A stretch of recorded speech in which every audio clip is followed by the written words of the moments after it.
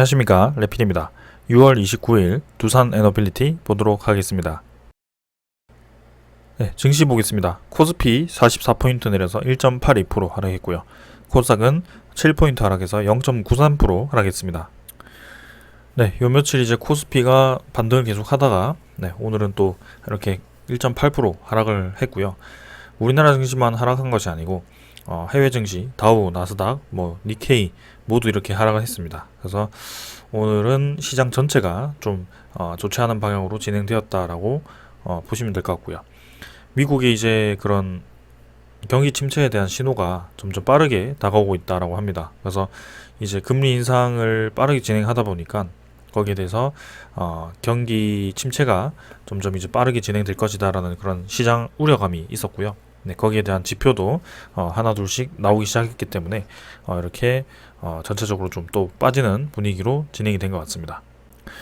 그래서 외국인 투자자, 기관 투자자 오늘 양매도를 통해서 코스피에서 한 7,300억 정도 빠졌고요. 네, 마찬가지로 코스닥 시장에서도 1,500억, 1,300억 정도 해서 이렇게 또 2,800억 정도로 빠졌습니다. 자, 그래서 확실히 장이 이제 계속 반등하지 않고 이렇게 또 떨어지는, 한 번 정도 떨어지는 방향으로 진행이 되었고요. 어제도 말씀드렸지만 큰 폭으로 하락하는 이 구간은 끝났지만 분명히 이제 여기에 대해서도 반등 구간이 있었지만 다시 한번 떨어지는 그런 흐름이 또 나왔습니다. 그래서 결국에는 이 박스권 라인을 그릴 가능성이 굉장히 크고, 지금은 근본적으로 발생할 수 있는 그런 원인이 해결되지 않았습니다. 아직. 세계에 대한 그런 증시를 누르는 그런 불확실성들이 아직 해결되지 않았기 때문에 이렇게 증시가 아직 불안한 모습을 보이고 있고요. 계속해서 세계가 두 가지로 이제 갈리고 있습니다. 러시아, 중국, 그 다음에 북한 이렇게 진행이 되고 있고, 그 다음에 미국, 그 다음에 EU, 그 다음에 EU, 미국이 포함된 나토 이런 식으로 이런 기구들이 이제 힘을 합치고 있고요. 거기 이제 우리나라가 이제 중간 지점에 조금 애매하게 위치하고 있다가 최근에 들어서 이쪽으로 오른쪽으로 조금 움직이고 있고요. 여기에 일본도 있고요. 그래서 지금 이런 식으로 좀 갈리고 있습니다. 그래서 이 세계가 앞으로 어떻게 될지도 굉장히 큰 변수가 되고 있고요. 러시아와 이제 중국이 가만히 있자니 세계가 계속 불리하게 돌아가다 보니까 러시아가 먼저 움직이기 시작했고요. 그 다음에 중국도 미국에 대해서 그런 패권 다툼을 본격적으로 시작한 것 같고요. 그래서 이 판을 엎기 위해서는 어떤 이제 그런 엎을 만한 계기가 필요한데, 그게 그 수단 중에 하나가 또 전쟁이었던 것 같습니다. 그래서 좀 그런 불확실성들이 많이 발생을 하고 있고, 거기에 질병 있죠. 코로나와 같은 그런 질병도 크게 영향을 줄 수 있다. 그래서 코로나가 잠잠하니까 이제 세계가 그런 나라들이 설치기 시작하는데, 다시 한번 또 코로나가 재유행을 할 수도 있는 부분이기 때문에 그런 것들도 우리가 주의를 좀 해야 된다. 그래서 일단 시장은 이렇게 주요하게 빠지는 원인은 금리 인상에 대한 원인이 굉장히 컸죠. 그래서 그런 금리 인상, 전쟁, 그 다음에 경기 침체, 그런 것들이 하나씩 지금 다 반영이 된 상황이다라고 보시면 되겠습니다. 그래서 이런 하락장이 언제 끝나는지, 어떻게 마무리되는지 일단 아직까지는 차분하게 지켜보자. 수급은 기관 투자자가 최근에 방어하는 듯이 좀 매입을 계속 하다가 지금 최근 3일 동안에는 또 이제 매도로 접근을 하고 있고요. 외국인 투자자는 계속 빠져나가고 있습니다. 그래서 이 외국인 투자자가 우리나라 증시에 언제 다시 들어오는지도 포인트가 될 수 있을 것 같고요. 그래서 그런 것들 계속 지켜볼 필요가 있을 것 같고, 코스닥 시장도 마찬가지입니다. 계속 저점을 낮추면서 떨어지는 상황이고요. 마찬가지로 좀 반등을 하다가 또 이렇게 눌러지는 그런 모습이 나왔습니다. 그래서 아직까지도 이런 바닥 라인 다시 잡는 그런 과정이 더 필요하기 때문에 시간이 더 필요하다고 저는 보여지고요. 특히 코스닥 지수에 대한 흔들림은 코스피보다 훨씬 크고 기술주들이 모여 있다 보니까 좀 그렇게 위아래로 이렇게 흔들리는 그런 과정이 또 필요하죠. 그래서 아직까지는 뭔가 방향이 정해졌다라고 판단하기는 이를 것 같고요. 이런 하락하는 추세는 여전히 지금 진행이 되고 있다라고 보시면 되겠습니다. 그래서 뭔가 큰 양봉이 나오지 않는 이상은 아직까지 증시에 대한 분위기가 반전이 되었다라고 보기는 어렵다. 그래서 좀 더 지켜보자라고 말씀드리고 싶고요. 그리고 환율을 보게 되면 1297원으로 또 올라갔습니다. 그래서 21선을 찍고 다시 한번 올라가는 그림이 나오기 시작했고요. 환율이 어디까지 치솟는지도 상당히 이제 우리의 관심사입니다. 그래서 이 상승 추세가 깨지지 않고 계속 진행이 되고 있고요. 네, 요때 한번 저점을 깨긴 했지만 계속 이제 이런 라인 추세를 살리면서 올라가고 있습니다. 그래서 오히려 요때보다도 더 급하게 지금 환율이 치솟고 있는 모양이고요. 우리의 마지노선 1,300원 정도죠. 1,300원 이상이 되었을 경우에는 또다시 증시가 또 크게 하락을 할 수도 있습니다. 그래서 지금 또 1,300원을 넘을지 말지 그렇게 또 재고 있는 것 같고요. 이번에 이제 최고가는 1,306원 정도로 진행이 되었는데 그 이상 치솟는다면 상당히 이제 우리나라 증시에 타격을 줄 수도 있다. 그래서 좀 주의해서 볼 필요가 있겠습니다. 아직까지 안정화가 된 게 아닌 것 같거든요. 그 다음에 지수 선물 같은 경우는 미국 증시, 그 다음에 유럽 증시 모두 또 하락을 하고 있습니다. 독일 2% 가까이, 독일이 특히 좀 많이 내리고 있는데 일단 유럽 증시 내리고 있고, 그 다음에 미국 증시도 지금 보합 수준이지만 보합 수준보다 아래로 지금 마이너스로 진행이 되고 있다. 자, 그래서 내일도 시장 분위기는 사실 좋지 않을 수 있을 것 같습니다. 그래서 다시 한번 그런 경기 침체에 대한 또 부각이 되면서 또 이렇게 하락을 하고 있고요. 아직까지 증시가 계속 올라가기에는 부담스러운 구간이다. 그 다음에 채권 수익률을 보게 되면 미국 10년물 채권 금리가 이제 3.16%. 그래서 오늘 조금 내리긴 했지만 여전히 이제 3.1%대 계속 유지를 하고 있고 높은 구간에 속합니다. 그래서 아직까지 3.2%대를 본격적으로 넘진 않고 있지만 이 근처에서 계속 머무르고 있고요. 뭔가 상승을 멈추긴 하더라도 내려가지도 않습니다. 그래서 이런 구간에서 수렴을 하다가 또 크게 올라갈 수 있는 부분이 있기 때문에 그것들도 한번 지켜볼 필요가 있습니다. 그래서 국채금리라든지 그런 환율 지수가 계속 올라가게 되면 증시에는, 특히 우리나라 증시에는 좋지 않다라는 것을 생각을 해야 될 것 같습니다. 자, 그래서 계속 조심하자라는 말씀을 드리면서 오늘 증시는 이 정도로 보고 넘어가도록 하겠습니다. 자, 이제 종목 보도록 하겠습니다. 두산 에너빌리티 보겠습니다. 1,050원 올라서 5.6% 상승했고요. 19,800원으로 마무리했습니다. 자, 두산 에너빌리티 지금 굉장히 많이 올랐죠 오늘. 특히 증시는 2% 가까이 하락을 했는데 코스피와 완전 반대로 지금 장 막판까지 밀어붙이면서 진행이 되었고요. 시간외 거래량도 보시면은 어제보다 좀 많이 거래가 되었습니다. 그리고 2만원까지 이렇게 또 주가를 밀어 놓았고요. 그래서 오늘 장중에도 보셨겠지만 확실히 매수세가 붙었습니다. 지금 두산 에너빌리티에 대한 매물이 두텁긴 했지만 매도벽이 두텁긴 했지만 확실히 중간중간에 계속 치고 들어가는 그런 매수세가 붙어 있었고요. 오늘 거래량 자체도 1,000만 주 어제보다 증가를 했습니다. 그래서 결국엔 다시 1,000만 주까지 거래량을 회복을 했지만 우리가 뭔가 확실히 올라간다라고 이 기준을 세울 만한 이제 두산 에너빌리티 두슬라 시절이 확실히 깨어난다라는 그런 거래량은 아직까지는 나오진 않았다. 그래서 이 1,000만 주가 터졌더라도 언제든지 이렇게 줄어들 수 있기 때문에 아직까지는 알 수 없다. 하지만 확실히 최근에 이 분위기는 5일 연속 지금 상승을 했고요. 5일 동안에 지금 상승률이 거의 16,050원에서부터 19,800원까지 거의 4,000원 가까이가 올랐습니다. 그래서 한 20% 이상 올랐죠. 지금 주가로 치면. 그래서 저점을 찍고 지금 계속 지금 올라오는 분위기이고요. 상당히 이제 의미가 있습니다. 원래는 이제 어제까지는 이제 증시가 반등을 해서 증시 따라서 같이 올랐구나라고 생각을 할 수 있었는데요.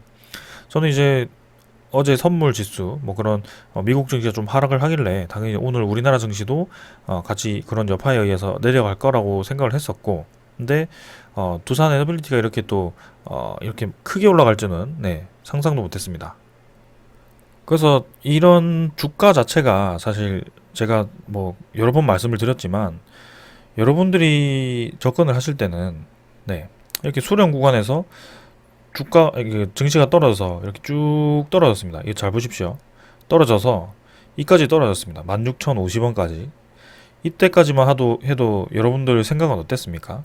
아, 진짜 이거 더 내려갈 수도 있겠구나 라고 생각을 했었고, 첫 번째 그렇게 생각을 했을 거고, 어디까지 내려가나 한번 보자. 네. 그러고 아, 여기서 팔 걸 뭐 그런 고민도 했을 거고요. 그러면서 이제 두산 에너빌리티에 대한 문제가 있는 거 아닌가, 뭐 그렇게까지 생각하시는 분들도 있었습니다. 그러면서 이제 좀 좋지 않은 댓글도 다시는 분들도 있었는데요. 네, 근데 분명히 그때도 말씀드렸죠. 지금 이런 주가에 연연을 한다면 이때까지 전에 보았던 그 패턴이 모두 의미가 없어지는 겁니다. 사실 여기만 본다면 이게 다 의미가 없는 거예요. 그래서 그림을 크게 봐야 된다라고 계속 말씀을 드렸고, 특히나 이런 하락 과정을 설명을 드리면서 이 저점을 찍고 나서 이 24,000원까지 15,000원부터 24,000원까지 올라가는데 약 한 달 정도밖에 걸리지 않았다라고 말씀을 드렸습니다. 그래서 15,000원에서 24,000원이면 50% 이상을 네, 단 한 달 만에 올렸다라는 건데요. 그래서 이때도 네, 만약에 올라간다면, 증시가 반등을 한다면 그렇게 올라갈 수도 있다라고 말씀을 드렸고요. 그 결과 이제 이런 식으로 진행이 되었습니다. 네. 그래서 뭐 증시가 반등을 했든 오늘 증시가 내렸는데도 올라갔든 그게 중요한 게 아닙니다. 결국에는 여러분들이 이 구간에서 뭐 손절매를 했더라도 이 구간 다음에 이렇게 상승이 나올 것을 예상을 할 수 있는가? 그죠? 이 그림을 봐서 그렇지, 요때만 하더라도, 유상증자 터지고 나서도 요때만 하더라도 이렇게 올라갈 거라고 누가 예상을 하겠습니까? 본격적으로 거래가 터진 것도 이제 이미 어느 정도 반등이 올라오고 나서부터 요때부터 거래량이 터지기 시작했고요. 그래서 본격적인 거래량은 오히려 더 치고 나갈 때 들어오더라. 네. 그렇게 보여집니다. 그래서 이번에도 그렇게 될 가능성도 충분히 있고요. 아직까지 뭐 1,000만 주, 2,000만 주 이상 터진 거래량은 없는데, 뭐 여기서 며칠을 횡보를 하든, 네, 결국엔 또 거래량이 터지면서 또 올라갈 수도 있습니다. 그래서 그 방향을 우리가 정확하게 예측하기가 어렵기 때문에 결국에는 큰 그림으로 접근을 해야 되고, 내가 여기서 매도를 하고 다시 매수를 해야지라는 과정에서 과연 이렇게 올라올 때 매수를 할 수 있었을까라는 저는 생각도 듭니다. 그래서 이런 종목에 대한 믿음이 있고, 네, 그런 이해도가 있으시다면 결코 지금은 매매를 해야 되는 시기가 아니다. 그죠? 매매라는 것은 손절매를 하거나 아니면은 공격적으로 뭐 단타를 치거나 뭐 그렇게 해야 하는 타이밍은 절대 아니라고 저는 생각을 합니다. 그래서 일단 계속 지켜보자. 지금 이렇게 올랐더라도 뭐 결국에는 어떻게 될지 모릅니다. 다시 내려갈 수도 있고요. 증시가 막 스태그플레이션, 뭐 경기 침체 너무 안 좋은 분위기여서 막 코스피가 또 막 4% 5%까지 막 이렇게 하루에 떨어지는 뭐 그런 날이 온다면, 아무리 두산 에너빌리티가 좋다고 하더라도 전체적인 수급이 그렇게 빠져나가는데 버틸 수는 없거든요. 언젠가는 떨어질 수밖에 없거든요. 그래서 그렇게 증시가 또 좋지 않게 진행된다면 떨어질 수 있지만, 지금 이 추세, 이 분위기로 살려보았을 때는 분명히 더 올라갈 수 있는 힘이 저는 있다라고 보여지는데요. 그래서 그게 뭐 아래로 갔든 위로 갔든 크게 지금 중요하지 않다라는 거죠. 결국에는 뭐 위로 가면 더 좋고 아래로 가면 좀 더 기다리고 혹은 뭐 매수하는 기회가 되고 뭐 그런 식으로 볼 수 있을 것 같습니다. 그래서 제가 요때도 18,000원대와 16,000원대 추가 매수를 2번 정도 진행을 했는데요. 결국엔 지금 와서 보면 내려갈 때 이제 18,000원대 매수했던 것도 이게 좀 빨리 매수를 했나 뭐 그런 생각도 들죠. 당연히 저도 그렇게 생각이 듭니다. 이 사람이라는 게 심리가 내려가면 굉장히 불안하긴 해요, 사실.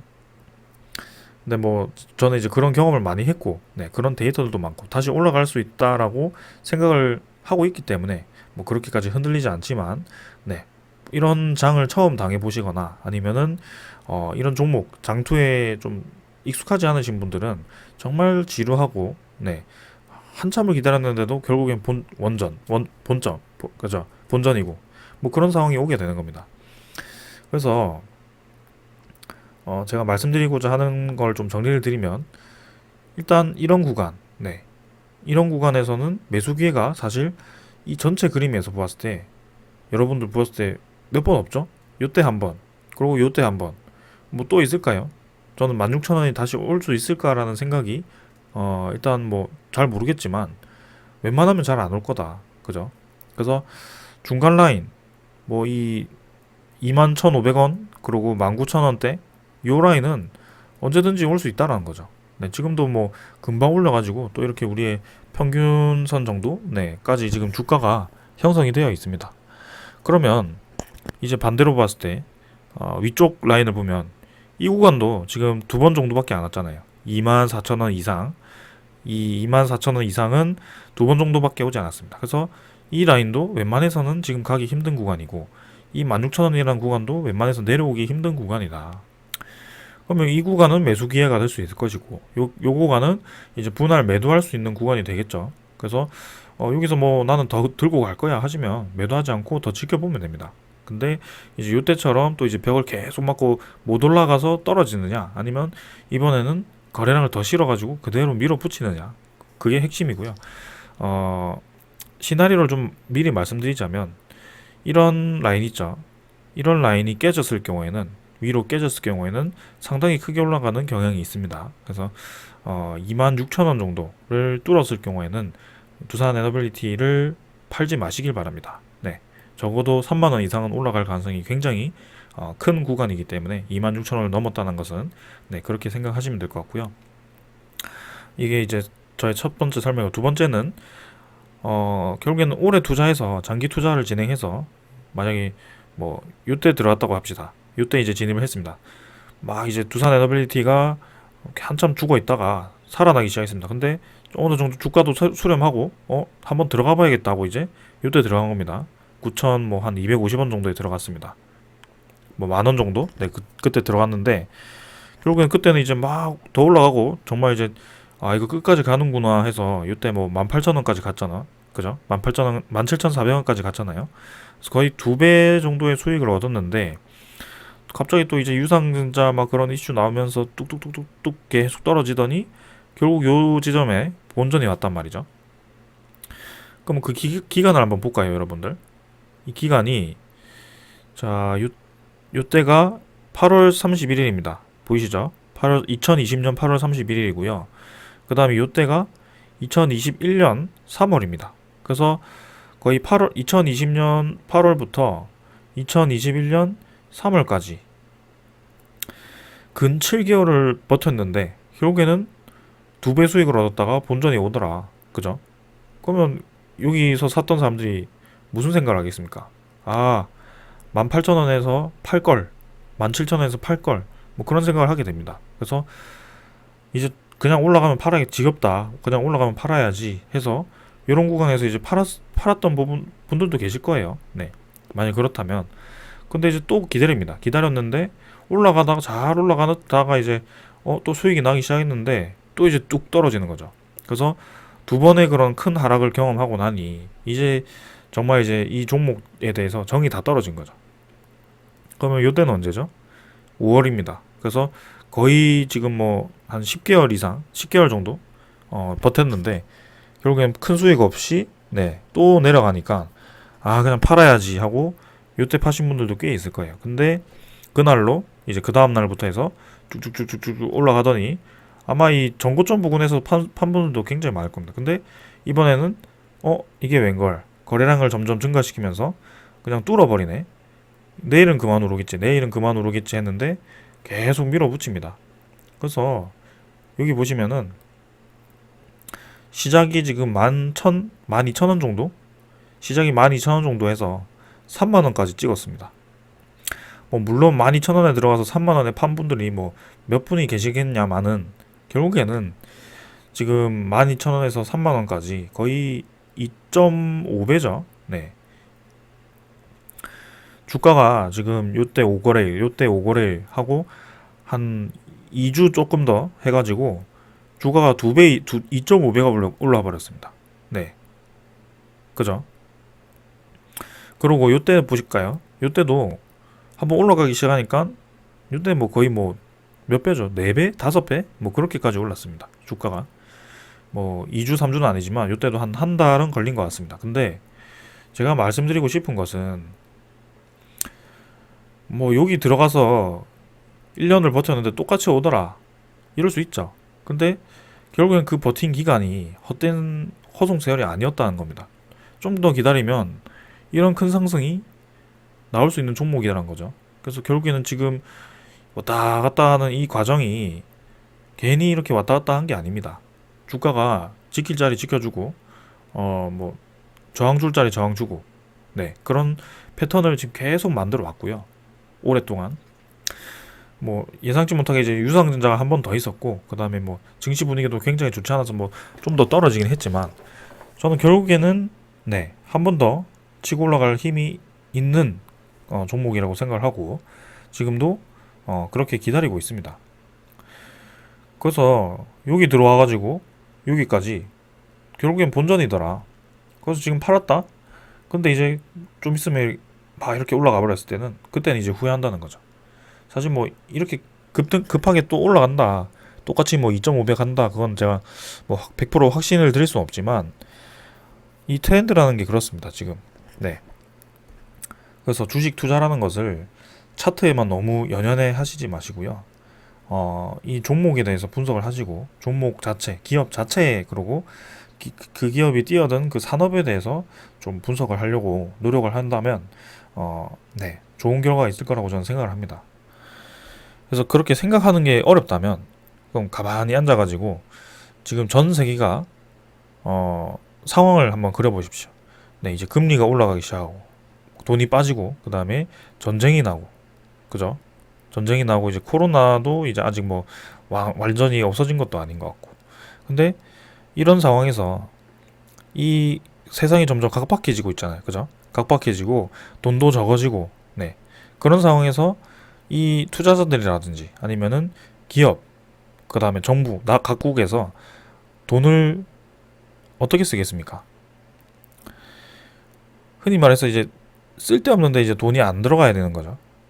쓸데없는데 돈을 들어갈 걸 줄이고 이제 진짜 필요한 거, 이 생존에 필요한 그런 수단에 들어간다는 거죠. 네, 지금 이게 중요합니다. 자, 그래서 이걸 정리를 좀 드려야 되는데 뭐 이건 두산 에너빌리티 얘기와 좀 다른 얘기이기 때문에 나중에 영상을 한번 정리를 해보도록 하겠습니다. 일단 필요하고 생존한다는 거 대충만 말씀드려도 뭐 방산, 생존 이제 전쟁이 나니까 국방력을 키워야 되잖아요. 그래서 방산 쪽이 이제 클 거고요. 그 다음에 뭐 패권 다툼 뭐 그런 것 때문에 이제 에너지 차원에서 에너지 막 제재를 당하니까 에너지 차원이 안보가 굉장히 위험하다. 그리고 에너지 수급이 이제 줄어드니까 정말 이제 생존이 위협받는 그런 상황이 오더라. 그래서 그런 네, 새로운 안정적인 에너지원이 필요한 거고요. 그 중에 두산 에너빌리티가 포함이 된 거고요. 그럼 뭐 또 코로나와 같은 이런 질병이 또 유행하면 또 이제 진단 키트 뭐 그런 바이오 종목들이 또 올라가겠죠. 뭐 그런 식으로 지금 순환이 되고 있어요. 그래서 이 세상이 어떻게 돌아가는지부터가 먼저 정의가 되어야 되고 거기에 산업이 어떻게 흘러 들어가는지가 두 번째로 정의가 되어야 되고 거기에 세 번째로 이 기업이 그 산업에 들어갔을 때 어떤 위치에 있고 어떤 기술력을 가지고 있는지 그걸 정의를 하면 이 주가는 그냥 부가적으로 그냥 따라오는 것 뿐입니다. 네. 그래서 물론 이 큰 라인을 제가 그려서 큰 박스권 얘기를 뭐 많이 드리긴 했지만 이런 큰 트렌디한 차트 분석은 네 유효할 수 있지만 뭐 하루하루 뭐 이렇게 떨어져서 뭐 올라갔다 뭐 떨어졌다 올라갔다 뭐 이거를 예상할 필요가 없다는 겁니다. 네 그래서 그렇게 정리를 좀 드리도록 하겠습니다. 결국에는 결론적으로 월봉이 지금 정상적으로 돌아왔잖아요. 그죠? 찌그러졌던 이 월봉이 며칠 만에, 4일 만에, 5일 만에 지금 다 돌아왔습니다. 그래서 뭐 다시 내려갈 수도 있지만 뭐 크게 연연하지 않겠습니다. 우리가 목표하는 가격이 19,800원도 아니고 근데 지금 뭐 4일 빡세게 올라가지고 5일 빡세게 올라서 좋긴 하지만 아직 갈 길이 멀다. 네, 그래서 일단 시장 상황이 안정화되는 것이 우선이다. 네, 그런 것들을 좀 보면서 차분히 지켜보도록 합시다. 자, 그 다음에 수급 보겠습니다. 오늘은 이제 특이하게 외국인 투자자가 100만 주 정도 매수가 들어왔습니다. 그래서 이제 EWR에 대한 그런 상장 거래가 이제 거의 끝나가는데 외국인 투자자가 이렇게 연일 매도를 하다가 또 이렇게 매수가 들어와서 조금 예상과는 다른 움직임이다. 네, 그렇게 좀 생각이 들었고요. 금융 투자는 뭐 예상한 대로 좀 그런 방향으로 진행이 되고 있습니다. 일단 이 매수세가 왜 들어왔는지는 뭐 더 지켜봐야 되겠지만 네, 조금 의외였습니다. 그래서 최근에 이제 보험, 투신, 뭐 연기금 투자자 이렇게 해서 계속 이제 연일 매수가 들어오고 있습니다. 오늘도 매수 들어왔고요. 결국에는 이번에 상장된 원전 관련된 ETF가 두 종이 상장이 되었고요. 어제 제가 영상 제목에 썼듯이 기관 투자자들이 매수를 했던 이유가 있었습니다. 그래서 이런 ETF에 대한 지수가 생성이 되다 보니까 그 지수를 추종하기 위해서 이런 거기 비중을 크게 차지하고 있는 종목들 위주로 이렇게 매수가 들어오는 모습이고요. 거기에 대한 기대감도 상당히 큰 것 같습니다. 그래서 보험, 투신, 연기금 투자자 이렇게 기관 투자자가 매수를 해주었고 오늘 이렇게 또 상승을 했습니다. 근데 오늘 이 수급을 보니 외국인 투자자도 상당히 좀 강하게 들어왔고 오늘 주가를 올리는데 좀 한몫한 것 같네요. 일단 그래서 외국인 투자자가 뭐 하루 들어오고 또 빠져나갈 수 있기 때문에 뭐 크게 의미를 둔다라기보다는 지금은 그런 원전 관련 ETF가 있더라. 그래서 거기가 이제 국내 최초로 이제 상장이 된 거고 이제 원전 관련 종목들이 그만큼 인정을 받고 있고 관심을 받고 있다라는 것만 알고 계시면 될 것 같습니다. 그리고 또 특이한 점 중에 하나가 두산 에너빌리티가 이제 이 원전 종목 중에 또 상당히 강하게 이렇게 올랐고요. 한전 KPS도 좀 강하게 올랐죠. 그래서 그 ETF 관련 비중 조절이 확실히 좀 들어간 게 아닌가, 네, 그런 생각을 좀 하고 있습니다. 그래서 그런 ETF 관련해서 보유 비중을 조절을 했다면 아무래도 그런 비중이 늘어나는 종목 위주로 집중적으로 매수했을 가능성이 크고요. 그 중에 하나가 한전 KPS, 두산 에너빌리티가 아니었을까. 그리고 한전 기술도 포함이 되었나요? 네, 제가 그 ETF 구성 종목을 정확하게 확인을 못했지만 한전 기술도 상당히 이제 강하게 올라가고 있습니다. 자, 일단 한전 기술은 뭐 블록딜 관련 소식이 있었는데 아직까지는 뭐 크게 움직임 없고요. 자, 넘어가겠습니다. 자, 그 다음에 뭐 공매도 잔고 확인해 보기 전에 오늘 이제 특수관계인으로부터의 주식 취득에 대한 공시가 이렇게 공시가 아니고 그 전자공시가 떴습니다. 네, 그래서 지금 공시에는 안 나와 있던데 전자공시에 이렇게 올라와 있어서 한번 다루어 보겠습니다. 자, 일단 거래 회사명은 두산 에너빌리티고요. 네, 거래 상대방은 이제 두산 박페코리아 한컴입니다. 그래서 취득 주식의 발행회사 이름은 두산 프로퍼티고요. 계열 회사입니다. 두산에. 저는 이런 프로퍼티라는 기업을 처음 들어봤고 취득 주식 수는 이제 150만 주. 그래서 취득 금액이 1150억입니다. 장외 취득을 하게 되는 거고요. 자, 그래서 이렇게 매도 회사가 두산 박페코리아 한컴인데 이 세 개 회사가 가지고 있던 이 두산 프로퍼티에 대한 지분을 지금 두산 에너빌리티가 매입을 한다라고 되어 있고요. 블록딜 매매, 장외 매매인 것 같고요. 왜 매입을 하냐 보니까 독점 규제 및 그 다음에 공정거래에 관한 법률상 지주회사 행위 제한 해소를 위해서, 그 다음에 안정적 지분 구조 확보를 통한 경영 효율성 제고를 위해서 뭐 이렇게 뭐 취득을 한다라고 합니다. 그래서 이 내용 자체가 이 프로퍼티가 또 부동산 임대업이 주업이더라고요. 그래서 1150억 정도의 지분을 매입을 한다는 것 자체가 조금 이해가 되지 않았지만 뭔가 또 두산그룹 내에서 이 계열사들을 또 정리하는 과정에서 뭐 나온 움직임인지 일단 이 상황은 더 지켜보도록 하겠습니다. 그래서 나중에 이제 두산건설을 다시 가져오기 위해서 뭐 그런 준비를 하는 건가 뭐 그런 생각도 하게 되고 일단은 이 의도는 제가 잘 파악이 안 됩니다. 일단 1150억 정도를 투입을 한 것 같고요. 최근에 이제 두산 밥콕 그 다음에 뭐 두산 메카텍을 매각을 했는데 그걸 매각을 하고 이렇게 또 그 돈으로 이렇게 매입을 하는 것 같네요. 일단 더 지켜보겠습니다. 여기에 대해서는. 네. 그 다음에 이제 공매도 잔고 한번 확인해 보겠습니다. 공매도 잔고는 뭐 계속 늘어나고 있죠. 지금 이제 주가가 막 올라가고 있는데 공매도 잔고는 계속 늘어나고 있습니다. 오늘도 공매도 잔고 늘어가지고 1840만 주 정도로 증가를 했고요. 자, 지금 뭐 요 며칠 계속 좀 크게 올라가고 있습니다. 그리고 오늘도 공매도 1 거래량은 많은 편이었죠. 근데 뭐 10% 수준까지 아니고 한 5% 수준. 네, 그래서 공매도 거래가 확실히 좀 활발하게 진행이 되고 있다 최근에는. 그래서 EWR에 대한 그런 거래 중지가 이제 다가오고 있기 때문에 그런 관련된 구매도가 아닐까라는 생각을 해보고요. 네. 30일까지, 그죠? 내일이죠. 내일까지 이제 거래가 끝나고요. 7월 3일까지 행사를 할 수 있습니다. 7월 4일에는 완전히 상장 폐지가 된다. 그래서 이제 내일에 이제 신주 상장에 대한 공시가 뜰 거고요. 네, EWR에 대한 종목 몇 주가 권리 행사가 진행이 되었고 거기에 대해서 몇 주가 상장이 됩니다. 그게 아마 7월 7일 정도에 상장이 될 겁니다. 그래서 그 정도로 알고 계시면 될 것 같고요. 그때 7월 7일 정도에 상장이 될 때 아마 공매도 잔고도 같이 줄어들 것이다. 뭐 가볍게 넘어가시면 됩니다. 지금 뭐 늘어난다라고 우리가 크게 걱정할 그런 공매도가 아닙니다. 지금은 주가를 끌어내리기보다는 계속 말씀드렸지만 그런 교환을 위한 거래다.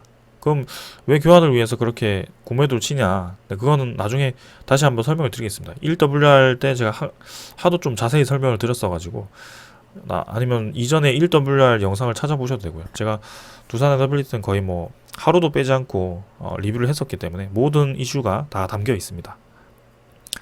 부정적인 이슈든 뭐 좋은 이슈든 다 담아놨으니까 옛 과거 영상도 한번 찾아보시면 좋을 것 같고요. 날짜를 제가 다 적어놨으니까요.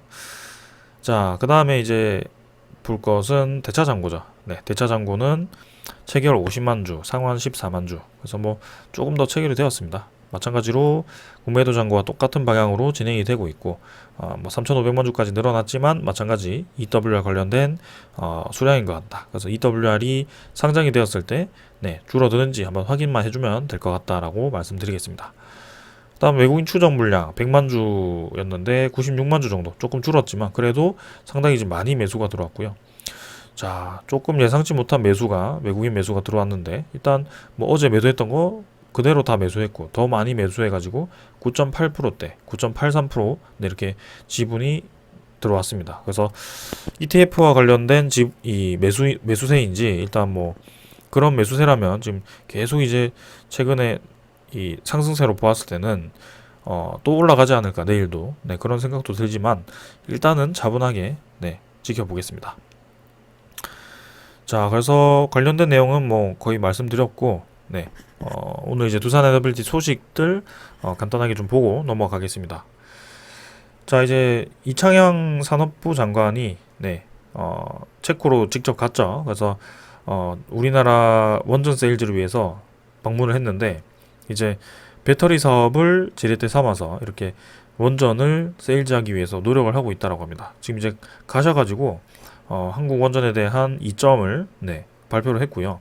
그다음에 특히 이제 동유럽 쪽은 우리나라 그 2차 전지 생산 기지가 많기 때문에 그 2차 전지 관련해서 상당히 이제 협력을 할 가능성이 큽니다. 특히 배터리 관련해서. 그래서 앞으로 이제 이 체코와 상당히 이제 협력 관계를 늘릴 수 있다라고 어필을 많이 했을 것 같고요. 그리고 현대자동차에서도 수소 관련해서 뭐 그런 수소 연료 전지라든지 자동차 네, 그쪽을 또 지원을 해준다라고 하니까 우리나라가 정말 작정하고 진짜 체코 원전 수주를 위해서 노력을 하고 있구나. 진짜 전방위 산업 협력을 위해서 지금 모든 분야를 쏟고 있는 것 같습니다. 그래서 산업부 장관도 갔지만 이번에 이제 대통령도 가서 네, 그 나토 회의에 참석을 했고요.